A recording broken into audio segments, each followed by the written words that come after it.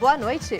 19 de abril, Dia do Índio, data que passou a ser comemorada em 1940, quando foi realizado o primeiro Congresso Indigenista Interamericano no México. A partir dessa data, os índios ganharam um dia especial, mas talvez o único durante todo o ano. De acordo com dados da Fundação Nacional do Índio, FUNAI, no Brasil existem 345 mil índios, o que corresponde a 0,2% da população brasileira.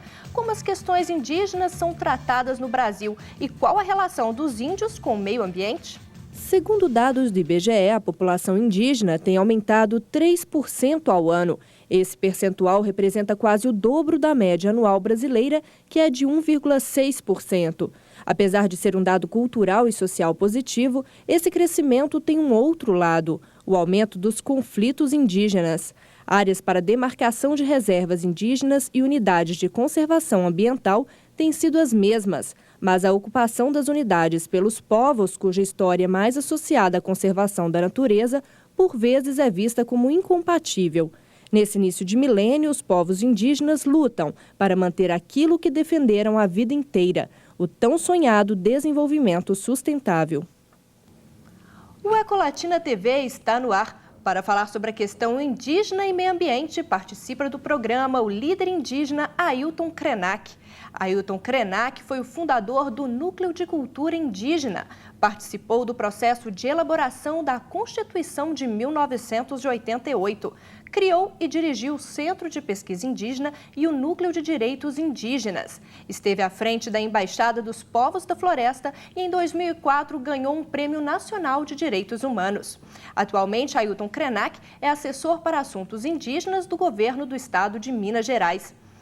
Participam do debate o diretor de Pesca e Biodiversidade do Instituto Estadual de Florestas de Minas Gerais, Célio Murilo de Carvalho Vale. O diretor do Centro de Estudos Avançados em Turismo da Fundação Israel Pinheiro, Hélio Rabelo. E o diretor do Instituto de Educação Tecnológica, Ronaldo Guzmão. Boa noite a todos, boa noite, Ailton. Boa noite. É um prazer tê-lo conosco. Como que é a relação do índio com a natureza, Ailton? Bem, hoje, 19 de abril, a imprensa, a mídia em geral, busca uma referência nos primeiros habitantes dessa terra sobre a nossa história, da nossa relação com a natureza, a nossa relação com a floresta, com os rios, com o que o nosso imaginário entende que é a natureza e que hoje é chamado na literatura, com as crianças nossas nas escolas, eles entram em contato com o conceito de meio ambiente, né?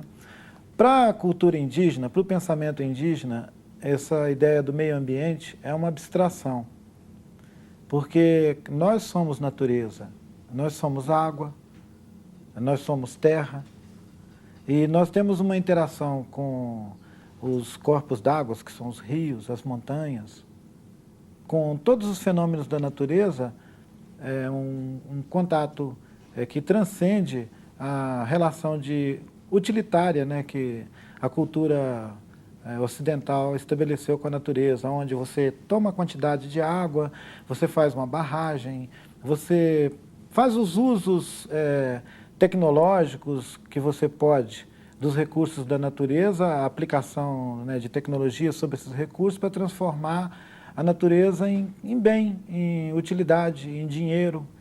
E na tradição indígena, se nós fôssemos os únicos moradores do planeta Terra, nós estaríamos num planeta muito parecido com aquele que vivíamos há talvez 10 milhões de anos atrás, com as montanhas, os rios e as florestas intactos.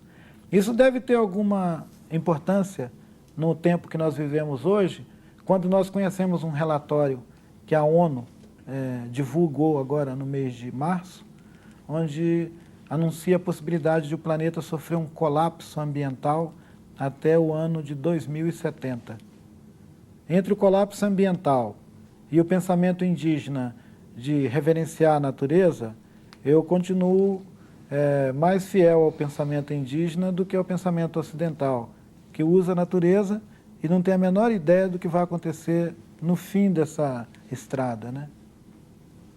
Agora, essa relação também veio mudando ao longo do tempo, não com a natureza? Essa relação veio mudando na medida que os índios mudaram, não só aqui no continente americano, mas os índios mudaram no mundo inteiro. Os índios mudaram na China, na África, na Ásia. Essa população de negros que veio da África trazidos para aqui, para a América, como escravos, lá na terra de origem deles, eles eram muito parecidos com o que nós reconhecemos como os índios aqui na América. Povos de cultura e tradição anímica, né? Com forte relação com a natureza, vendo na natureza seres transcendentes, deuses, que dão ânima e que dão sentido à cultura e à vida. A maior parte das tradições africanas, asiáticas, ainda tem uma fonte alimentadora muito relacionada com os fenômenos da natureza. Os europeus, os brancos ocidentais, que já decolaram do planeta Terra há muito tempo, e não é à toa que são eles que botam foguete na Lua, estação no espaço. Talvez eles já estejam pensando numa colônia no espaço, depois que eles acabarem de destruir o resto do planeta Terra, né? Ailton, você colocou um ponto importante, que é a cultura, né, dos povos indígenas, né, e dessa relação da natureza com ele, que faz parte da natureza. E que é justamente isso que é o grande, né, a gente vê hoje, o grande problema hoje nosso nas cidades é que 82% da população brasileira vive nas cidades. E boa parte dessa população não tem esse contato com a natureza. Basicamente são, entre aspas, autistas, né, com relação à natureza. Eles não têm contato, não vivem a natureza. Como o índio poderia nos ajudar com relação a amar uma coisa, mesmo sem tocá-la, sem vê-la, sem percebê-la, do ponto de vista que o índio faz?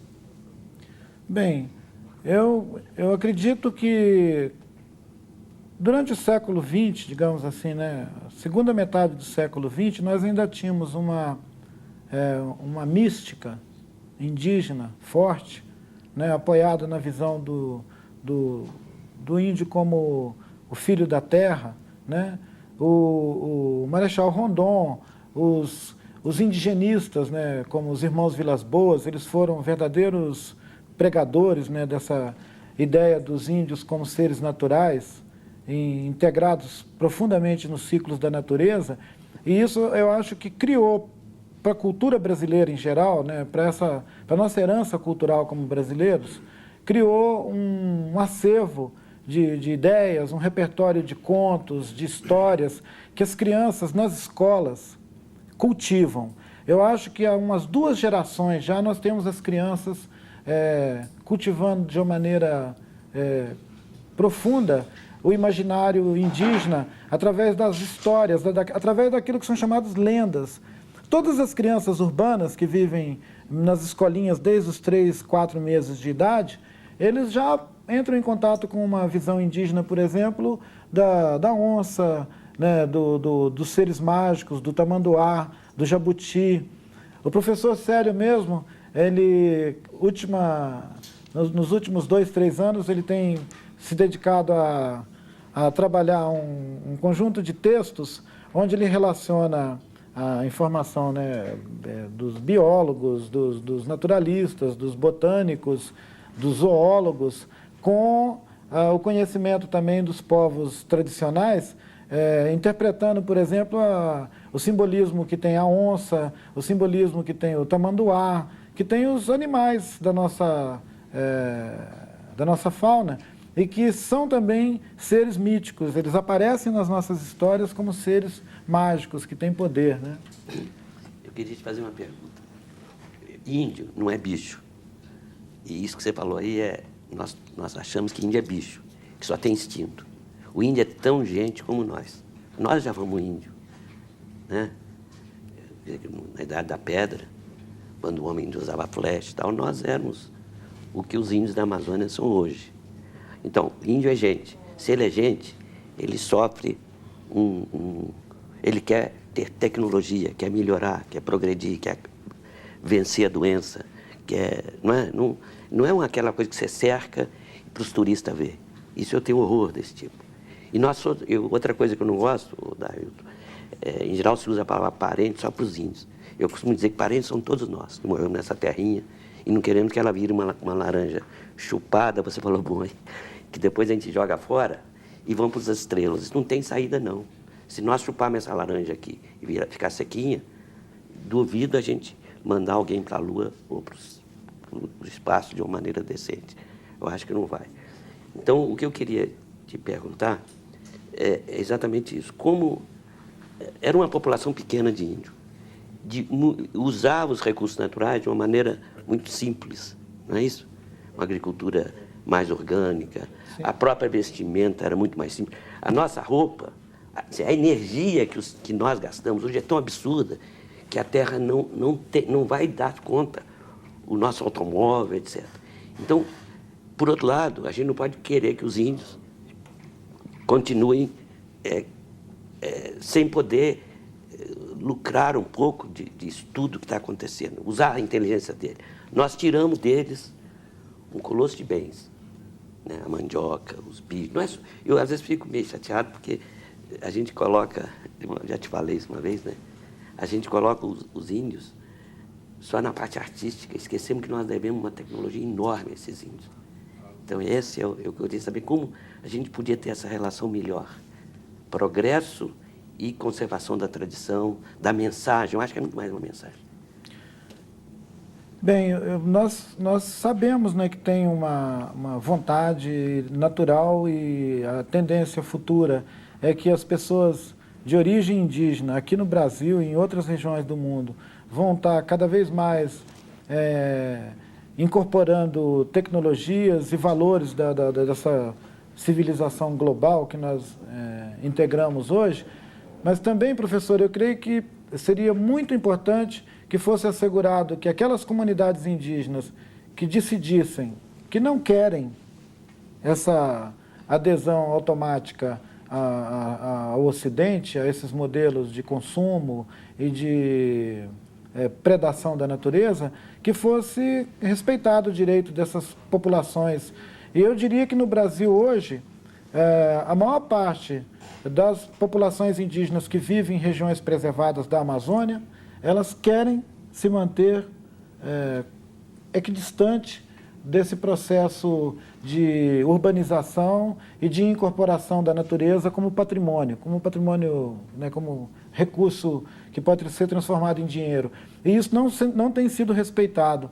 Tanto não tem sido respeitado que nos últimos 3, 4 anos nós estamos assistindo o avanço das fronteiras agrícolas sobre regiões de floresta na Amazônia e principalmente sobre territórios de populações tradicionais, de ribeirinhos, de comunidades indígenas, de seringueiros, né? Aquele legado que o Chico Mendes deixou para os brasileiros, que era a possibilidade de uma parte da nossa população continuar vivendo integrada na natureza e numa perspectiva de desenvolvimento social equilibrado, ela está sendo jogada fora em troca de um lucro rápido com a exportação de grãos e de matéria-prima mesmo da Amazônia. Isso mostra que tem pouca tolerância para formas diferentes de viver, né? E que há uma tendência forte a engajar todo mundo num único processo civilizatório, onde as diferenças culturais não são respeitadas e nem essa tecnologia, né? Essa biotecnologia que podia ser desenvolvida a partir de um conhecimento de uma matriz indígena, ela perde a oportunidade quando os recursos naturais são desperdiçados. Participe do Ecolatina TV. Envie sugestões através do ecolatinatv@ecolatina.com.br. Vamos ao intervalo e voltamos já com o líder indígena Ailton Krenak.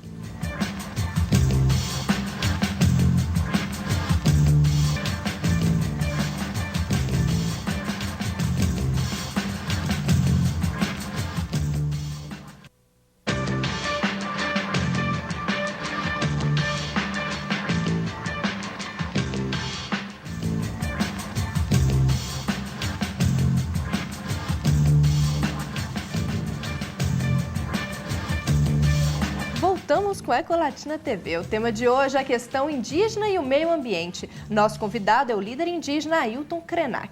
Riquezas culturais, cerâmicas, adornos feitos com penas, pedras e couro, máscaras, artigos exóticos que causam encantamento no mundo inteiro. Mas mesmo com tanta beleza e tamanho valor cultural, o índio ainda vive uma situação de exclusão social. Divididos em 215 etnias espalhadas pelo país, esses povos, além de marginalizados pela sociedade, são vítimas de um outro problema, a fome. Somente neste ano, mais de 15 crianças indígenas que vivem nas aldeias do Mato Grosso do Sul morreram vitimadas por doenças relacionadas à fome.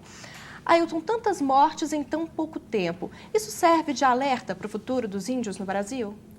Bem, é uma tristeza nós ficarmos assistindo a uma população tão reduzida que já é reconhecido que a população indígena representa menos de 1% da população brasileira e a falta de atenção do Estado brasileiro com essa pequenininha parcela da população do nosso país, ele pode denunciar também um outro assunto, um outro tema mais grave, que é a nossa dificuldade em cuidar da nossa população como um todo, né? Nós estamos tendo uma amostra escandalosa da mortalidade infantil em uma aldeia indígena no Mato Grosso do Sul, mas muito provavelmente isso seja uma amostra que está acontecendo com crianças no país inteiro. E a Anistia Internacional divulgou há 15 dias atrás um relatório onde o atual governo brasileiro está sendo encostado na parede como um governo genocida, anti-indígena e genocida. Nós tínhamos ficado 10 anos sem visita de missões da Anistia Internacional no país para investigar questões sociais. A Anistia Internacional ela só vinha ao Brasil para verificar a situação de presos em cadeias. Agora a Anistia Internacional está tendo que olhar também dentro de casa para ver como é que as criancinhas estão sobrevivendo ao desmazelo do Estado. Quer dizer, eu não estou fazendo nenhuma crítica direta ao atual governo brasileiro, mas ele conseguiu botar a gente na década de 80 e poucos de novo. Isso é grave. Eu podia fazer um comentário simplista dizendo que os índios estão morrendo porque os brancos não gostam dos índios, mas os índios estão morrendo porque o governo brasileiro está ignorando a realidade do país como um todo, né? Eu ia te perguntar justamente sobre o seu governo que está aí. Um governo que se elegeu, apoiado pelos movimentos sociais, que tem um programa com a população mais carente, com os pobres, com os marginalizados, com as pessoas. Por que está acontecendo justamente com esse governo? É um descaso, é uma coisa que vem há anos, mas por coincidência essas mortes estão acontecendo no meio de um governo que se diz popular. Qual que é o problema disso? Bem, eu não tenho capacidade de diagnosticar um tema tão grave, né? Eu acho que é um assunto que os brasileiros em geral, né, as lideranças políticas do nosso país, têm que despertar para a gravidade da situação. Parece que as pessoas estão se iludindo com essa coisa de pagar uma conta, né, um superávit financeiro com qualidade de vida. A gente pode pagar todas as contas e morrer todo mundo de fome, né? E tem, nesse governo que chegou aí, que está há 2 anos, tem um programa para a questão indígena? Porque dizem que tem um programa para cidades, dizem que tem um programa para isso, para aquilo. Aliás, vários programas que não estão indo para frente. Mas para a questão indígena, está tendo uma questão emergencial, que estão morrendo, é a realidade, tem de índios morrendo todos os dias. Qual que é o projeto? Primeiro, emergencial. Ou qual o projeto que eles têm a longo prazo ou a médio prazo para a questão indígena? Se existe algum projeto. Bem, seria um paralelo muito infeliz, mas vamos lançar a mão desse esquema para explicar.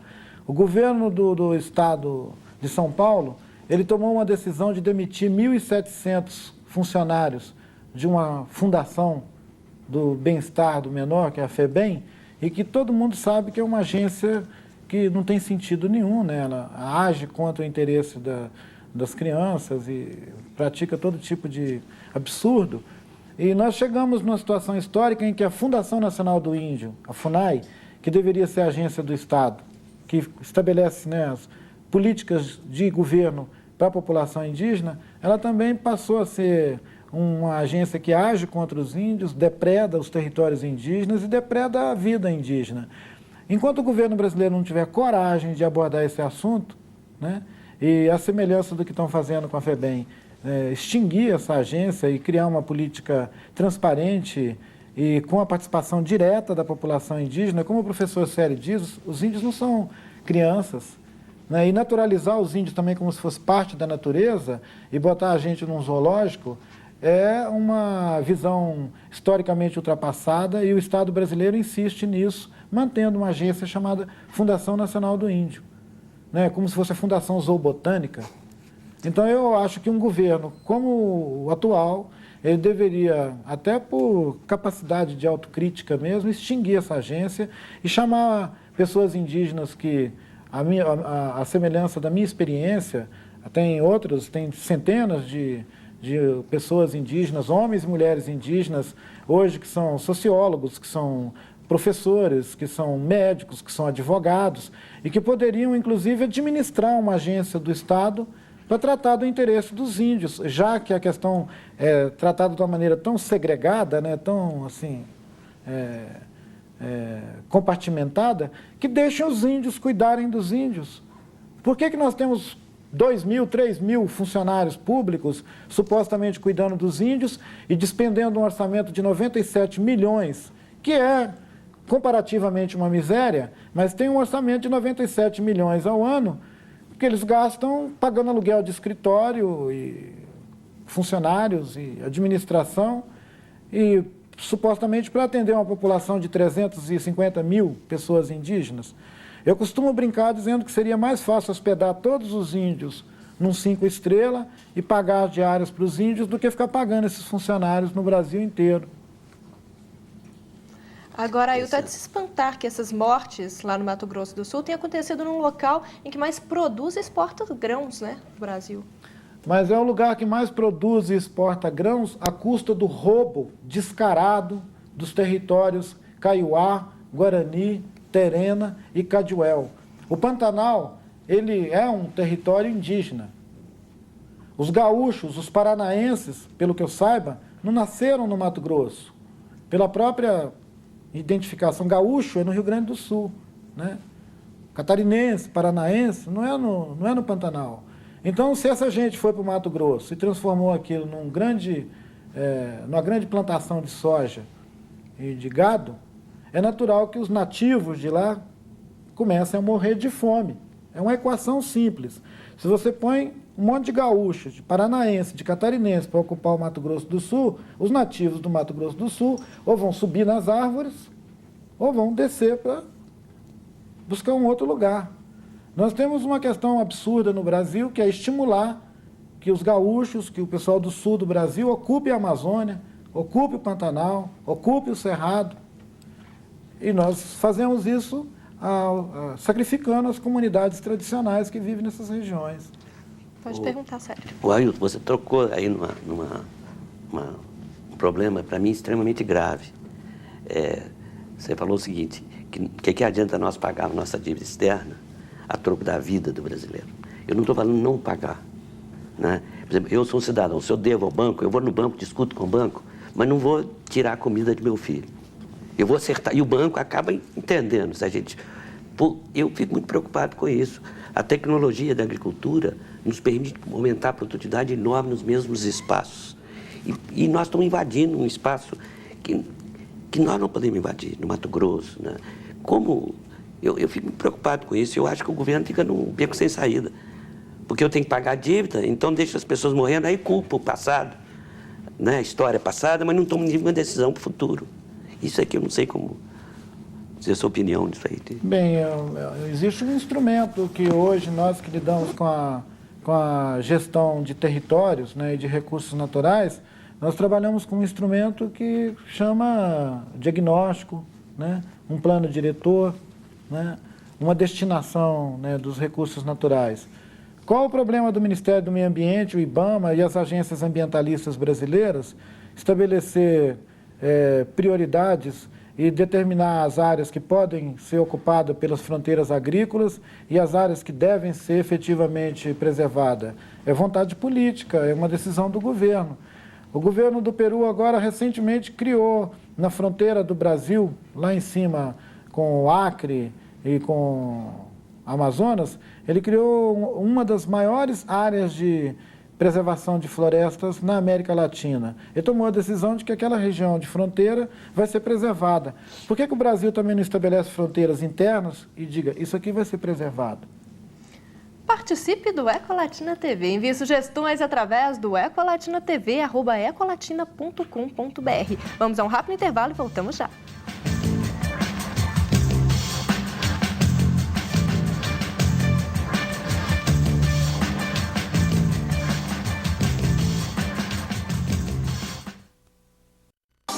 Todos os dias, novos profissionais chegam ao mercado de trabalho.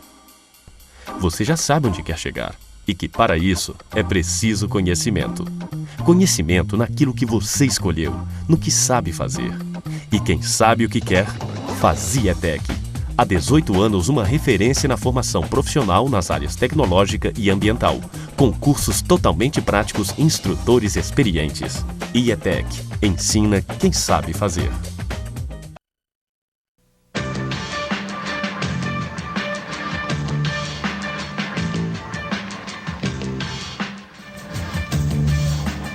Voltamos com a Ecolatina TV. O entrevistado de hoje é o líder indígena Ailton Krenak. Terras indígenas que não pertencem aos índios. Terras que causam disputas entre grileiros, pecuaristas, madeireiros e indigenistas. Conflitos que, além de causar prejuízos para todos os envolvidos, afetam de forma definitiva o meio ambiente. O desmatamento e as queimadas para a formação de pastos são os maiores inimigos do ser humano. Enfim, de quem são as terras? Ailton, como que fica essa relação desses conflitos? Em primeiro lugar, os índios não têm terra, no sentido de propriedade. As terras habitadas pelos índios no nosso país, desde o século XVII, século XVIII, elas são terras da União. Houve um tempo que elas eram terras da coroa, né? Depois que o Brasil se tornou uma nação independente, essas terras passaram a ser terras da União, que é do Estado brasileiro. Em toda a federação, onde são identificadas terras indígenas, demarcadas terras indígenas, aquelas terras elas estão registradas num cartório da União e elas são terras da União. A população indígena nunca reivindicou a propriedade das terras, nem hoje, nem no passado. Nós não queremos ser donos da terra, nós somos filhos da terra, que é outra coisa, muito diferente. E os conflitos que ocorrem, eles são conflitos exatamente porque tem gente que quer ser dono dessas terras que nós habitamos. As terras que nós habitamos são da União, é da nação brasileira. Nós temos o usufruto e o direito de gerações e gerações nossas permanecerem vivendo a sua maneira cultural nesses territórios, sem depredar esses territórios, sem destruir. Os nossos vizinhos querem garimpar, querem derrubar a floresta e, se possível, querem abrir cidades dentro desses territórios. É daí que vem a briga. E nós brigamos porque nós não queremos que acabem com os últimos lugares onde a terra ainda repousa, onde descansa, onde estão os mananciais, né? No Brasil, parece que ficou sobre os ombros dos índios a tarefa de manter um resto de natureza viva, enquanto que os outros brasileiros, em geral, podem sair por aí como se fossem gafanhotos, comendo o país pelas beiradas. Nós não podemos ser os únicos filhos da terra que queremos honrar esse lugar como um lugar que é nosso lugar de origem. Os outros brasileiros também têm que acordar para a sua responsabilidade, parar de ficar apontando os índios como uma espécie assim, de reféns da natureza e se relacionar com o povo indígena como irmãos mais velhos, que já estavam aqui quando os brancos chegaram, e estabelecer novos contratos, né, de relacionamento. A questão das unidades de conservação se sobrepondo a terras indígenas, eu acho que ela é a questão mais fácil de se solucionar, porque hoje nós temos todos, né, índios e não índios, nós temos uma consciência de que nós precisamos buscar o caminho do desenvolvimento sustentável. E a sustentabilidade para a manutenção dos recursos naturais em perspectiva de gerações futuras supõe aprender com os povos tradicionais novas maneiras de utilizar os recursos naturais de maneira equilibrada, sem exaurir os recursos naturais. Então, a população indígena pode dar uma importante contribuição para os centros de pesquisas, para quem está trabalhando com novas tecnologias, se isso for feito de uma maneira respeitosa e harmoniosa. Ailton, você falou aqui de sustentabilidade, você falou de planos diretores, que eu também não entendi muito bem. Me surgiu uma ideia, não sei se você já vem discutindo, não sei se você sabe, até 2006, toda cidade acima de 20 mil habitantes, ou de região metropolitana, ou com potencial turístico, vai ser obrigada a fazer, por lei, o seu plano diretor. Existe algum projeto para cidades ou distritos que abrigam povos indígenas? Elas poderiam entrar com uma proposta também de participarem no plano diretor de administração da cidade? Bem, historicamente, os índios tiveram seus territórios muito próximos aos núcleos, né, urbanos, seja no período da colônia ou no século XX mesmo. As terras indígenas, elas preferencialmente foram alocadas, foram demarcadas em áreas menos conflitantes com a expansão urbana. Mas onde aconteceu a expansão urbana sobre regiões indígenas, como a capital, por exemplo, do Amazonas, que é Manaus, né? Ou como Boa Vista, lá em Roraima, ou Rio Branco, no Acre, nós temos diferentes experiências. E as regiões do Brasil onde nós tivemos a experiência mais bem-sucedida de incorporar elementos da cultura indígena na gestão ambiental de áreas que já estão urbanizadas, foi em Rio Branco, na capital do Acre, e no Amapá. Tanto os governos regionais, os governos municipais, eles se empenharam nisso e em períodos de 4, 5 anos continuados investiram em desenvolver formas de adequação, né, das políticas de saneamento, de infraestrutura, de educação, de serviço de saúde, incorporando o conhecimento indígena, inclusive na questão da saúde da mulher. No Amapá teve uma contribuição muito importante do conhecimento indígena, que foi a regulamentação, por exemplo, da profissão das parteiras.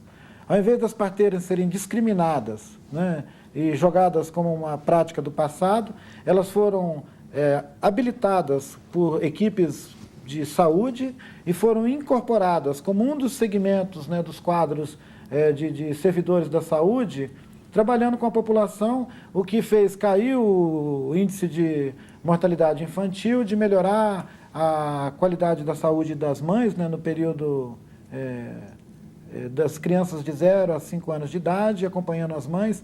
Então, essas experiências são experiências que beberam em práticas tradicionais, atualizando com recursos tecnológicos, com medicina, com coisas contemporâneas. Essas experiências indicam que é possível. Agora, eu acho que a questão das cidades, para 2006, é alguma coisa que já deveria estar acontecendo desde 92, porque a Agenda 21 supõe que todos os municípios estejam implementando políticas de adequação, né, dos planos de desenvolvimento urbano, o plano diretor de cada núcleo desse, independente de ter 20 mil ou 10 mil pessoas. A Agenda 21 abriu essa oportunidade, né? Tem cidades próximas daqui de onde nós estamos que realizaram esses trabalhos e que vão continuar aprofundando eles. O Brasil está atrasado na implementação da Agenda 21, essa que é a verdade. Ailton, você participou ativamente da Constituição de 88. Não falta o índio voz hoje no meio nosso? Bem, as pessoas costumam citar muito a experiência do nosso irmão Mário Juruna, quando o Juruna teve um mandato parlamentar. Eu acho que Juruna foi sacrificado nessa coisa do parlamento. Eu aprendi, e a minha geração aprendeu, que tem sentido, sim, que os índios tenham voz, mas que os índios tenham voz num parlamento indígena, onde nós vamos, indígenas de 220, 230 etnias, vamos ter representantes no parlamento indígena, que vai tratar de temas indígenas, porque não tem sentido um índio ir para Brasília, de qualquer etnia, para ficar legislando sobre a vida dos brasileiros. Por que eu vou legislar, por exemplo, sobre comércio? Né? Então, eu prefiro pleitear um parlamento indígena, onde nós vamos tratar de questões de interesse nosso, do meio ambiente, da natureza, dos nossos territórios, da nossa cultura, da saúde das nossas crianças, do fortalecimento daquilo que ainda resta das nossas tradições, que tem importância e que pode significar a nossa contribuição e a nossa relação com o mundo de uma maneira criativa e positiva. Eu acho que um parlamento indígena deve ser o objeto da campanha dos povos indígenas no Brasil, mesmo que demore aí 500 anos para frente. Participe do Ecolatina TV. Envie sugestões através do Ecolatina TV, @ecolatina.com.br. Vamos ao intervalo e voltamos já com o líder indígena Ailton Krenak.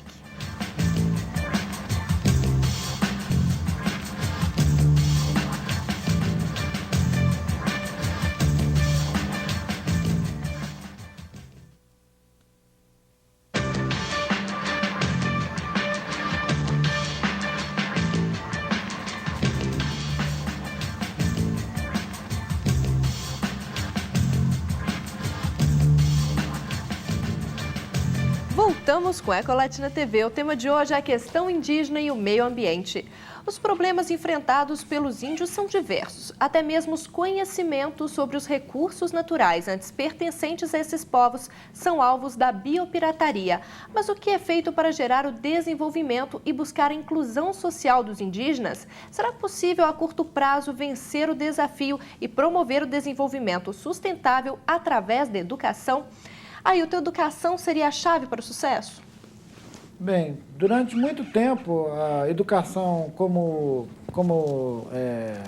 prática de alfabetização e de introdução de novos conhecimentos a partir de um programa, à semelhança do que é feito na rede pública de educação, ele foi tomado como um risco para as comunidades indígenas. Isso era considerado uma agressão à cultura e uma tentativa de integração, né? Uma integração, entre aspas, de culturas diferentes, com línguas diferentes, com tradições diferentes, no mesmo sistema que nós temos. Nós somos um país com multiculturalidade, né? Somos um país com gente de vários lugares do mundo, onde nós temos a língua oficial é a língua portuguesa, e nós temos mais 180 idiomas falados pelas tribos indígenas que não são considerados uma língua brasileira. São considerados menores, são línguas de tribos indígenas. E a escola, tomando essa riqueza cultural e pasteurizando isso num mesmo jargão da cultura ocidental, da língua portuguesa, ele significou durante muito tempo um risco de desaparecimento dessa diversidade cultural. Nós resistimos a isso, até que na década de 90, nós começamos a desenvolver uma experiência chamada Escolas da Floresta.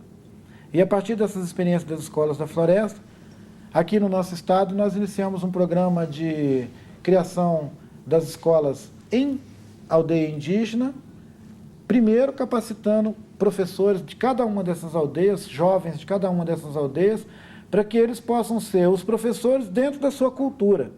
Ele vai ensinar português também, ele vai ensinar escrita, mas ele também vai desenvolver estudos sobre a sua própria cultura, estimular a escrita na língua materna, estimular o aprendizado do próprio idioma materno, e essa experiência tem se mostrado positiva. Então, eu acredito que, nessa perspectiva, a educação como alteridade, a educação como identidade, ela é a chave do sucesso, não só para etnias, né, para minorias étnicas, mas ela é para qualquer parte da população do planeta, porque hoje nós vivemos um desafio muito grande, que se a pessoa não tiver acesso à informação e não for capacitado a acessar aquilo que nós entendemos como conhecimento, essas pessoas vão ser manipuladas, vão ser jogadas de um canto para o outro sem os direitos humanos fundamentais. Nós não podemos mais suportar viver num planeta onde os direitos humanos não sejam estendidos a todas as pessoas, sejam índios, negros, brancos, né? Ailton, você falou aqui de parlamento, de índio. Acontecia aqui perto de Belo Horizonte, aconteceu durante vários anos, ao lado de uma reserva do Parque Nacional da Serra do Cipó, um encontro nacional ou internacional dos povos indígenas, onde vocês trocavam informações, tinham as danças, tinha o folclore, tinha o artesanato. Esses encontros acabaram. Por que isso não continuou? Porque eu participei de vários, achava super interessante, até o intercâmbio de moradores locais da Serra do Cipó com os povos indígenas. Vieram até índios do Japão uma vez, Sim. teve, né? Por que isso não continuou? Essa experiência tão interessante. O Taruandé. Taruandé é o nome desse encontro das nossas tribos, onde grupos, né, de cultura de diferentes regiões do país, de cada uma das nossas aldeias, vinham em número de 20, 30 pessoas e todos juntos, esses grupos de cultura somavam aí 300, 400 pessoas numa atividade de uma semana, mostrando rituais, os cantos e, como o Hélio mencionou, trazendo produtos das suas aldeias, o artesanato, para comercializar e para expor. O Taruandé ele vai continuar acontecendo aqui na nossa região e ele atende a um ciclo que a gente poderia dizer religioso, digamos assim. Ele não tem um calendário de festas regular. Ele vai acontecer atendendo a uma dinâmica cultural e com influências de ordem, digamos assim, religiosa, né, espiritual, das comunidades que promovem esse encontro. Ele vai continuar acontecendo e eu fico feliz das pessoas sentirem falta desse encontro nosso. Nós chamamos de Festival de Dança e Cultura Indígena lá na Serra do Cipó. Nós vamos continuar fazendo esse encontro. Eu tenho um assunto que você tocou aí, que são os conhecimentos, né, dos povos, principalmente dos povos das florestas. E hoje nós estamos falando da biodiversidade, né, da biotecnologia, e onde nós estamos falando também de biopirataria, isto é, são empresas multinacionais que vêm no Brasil, principalmente na floresta amazônica, e pega os agentes ativos, né, que é aquilo que o índio demorou 500 anos para descobrir que uma raiz de uma planta tinha um determinado princípio ativo de uma doença ou de algo assim, e se apropria desse conhecimento e depois usa esse conhecimento para proveito próprio. Como você vê que o índio poderia tomar partido com relação a essa biodiversidade e esse conhecimento? Durante muito tempo, os índios não podiam, né, se posicionar sobre isso, a não ser expulsando os brancos da floresta, fazendo os brancos ficar bem longe dos nossos territórios. E isso causou um dano muito grande para as comunidades indígenas de ter o ônus de proteger a biodiversidade no muque, né, a soco. Como se nós não vivêssemos numa nação e essa responsabilidade não fosse responsabilidade do Estado brasileiro, das agências do governo. E a partir da Conferência do Rio de Janeiro, da ECO 92, e do advento da Convenção da Biodiversidade, o povo indígena passou a contar com um instrumento, que é um instrumento internacional, que é a Convenção da Biodiversidade, onde é garantido às populações tradicionais, comunidades indígenas, quilombolas, o direito a estabelecer regras para que um pesquisador, que qualquer um curioso, tenha acesso a um recurso genético, quer dizer, tenha acesso a uma plantinha, a um ser vivo, um sapinho, um peixinho, que um laboratório esteja querendo se apropriar daquele bichinho, daquele funguinho. Vocês devem ter visto um holandês ou um alemão que foi apanhado no aeroporto levando uma mala com aranhas. Os brasileiros, em geral, vão dizer, olha, deixa esse cara levar essas aranhas para lá, a gente está cheio de aranha, escorpião, sapo. Acontece que aquele camarada estava levando uma aranha especial, da qual ele ia tirar um princípio ativo, e depois nós íamos comprar as vacinas deles por dinheiro que nenhum de nós temos. Você ia ficar assistindo as pessoas com um cartaz na rua pedindo dinheiro para comprar o remédio que o camarada fez com o veneninho daquela aranha. Então nós costumamos jogar fora o que nós temos para comprar caro o que nós não temos depois. Hoje, o povo indígena tem a possibilidade de, apoiado nessa convenção, estabelecer mecanismos, né, de compensação para o acesso e uso de um recurso genético. Ele pode ser de uma planta, ou pode ser de um bichinho, de um sapinho, de um animal, e associado, o uso daquele recurso associado a algum conhecimento nosso, né? Como foi mencionado aqui, foi a experiência de testar no corpo, comendo, cortando ou picando o braço ou a perna, que os antigos aprenderam que um determinado efeito vai ser anestésico, que ele vai dar algum estado alertar o estado mental, algum êxtase mental. Então, essas experiências que durante séculos foram feitas por indivíduos no meio da floresta, hoje elas estão sendo apropriadas por cientistas e por pesquisadores, sem remunerar e sem pagar por esse conhecimento. A Convenção da Biodiversidade criou um instrumento agora que assegura que essas populações vão poder ser compensadas, né, vão participar de alguma maneira, se isso resultar no desenvolvimento de um produto farmacêutico, cosmético ou da indústria. A população tradicional que tem o conhecimento associado àquele recurso genético, ela vai receber royalties, vai ser remunerada por isso. Ainda é muito difícil garantir que isso aconteça, porque arrumam sempre um jeito de burlar, né, a lei, de fazer alguma pirataria. E a biopirataria, ela é, de fato, hoje, a atividade mais rentável que existe. Um biopirata, ele faz fortuna em 2, 3 anos. Alguém vai ter que viver a vida inteira trabalhando para se manter. Um biopirata rouba 2 ou 3 amostras genéticas no planeta e fica rico, né? Para encerrar, Ailton Krenak, rapidamente, qual o seu sonho ambiental? Meu sonho ambiental? Em 1876, um chefe do povo indígena que vivia na costa oeste dos Estados Unidos, ele foi abordado por um general chefiando uma tropa de soldados querendo tomar a terra do povo dele, mas com um discurso democrático, dizia para ele que o governo dos Estados Unidos queria comprar as terras daquela tribo. Aí o Seattle, que é o nome desse chefe, respondeu para ele e disse assim: diga para o grande chefe de Washington que, para nós, a terra não é alguma coisa que nós vendemos ou que nós dispomos dela assim. A terra é a nossa mãe. E nós queremos continuar vendo o cervo, vendo a águia, vendo os nossos pássaros, os nossos animais, e nós queremos que as gerações futuras, os nossos filhos e os filhos dos nossos filhos, por 7 gerações, que eles possam beber a água limpa que nós bebemos nos riachos.